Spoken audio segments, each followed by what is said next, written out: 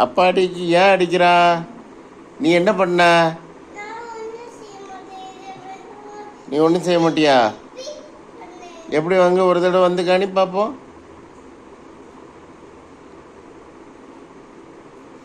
கை தான் உனக்கு உடஞ்சிருக்கல செல்லம், அதோட சும்மா இருந்த என்ன? நீ என்ன பண்ணிட்டு இருந்த இப்படி பண்ணா? அப்போ அம்மா அடிக்காமல் என்ன செய்வா? ஆ ஆ நிறைய அடிச்சான்னா ஏன் அடிச்சா? தலையிலையா? நீ தலையில் அடிச்சியா? ஏன் அடிச்சா தலையில?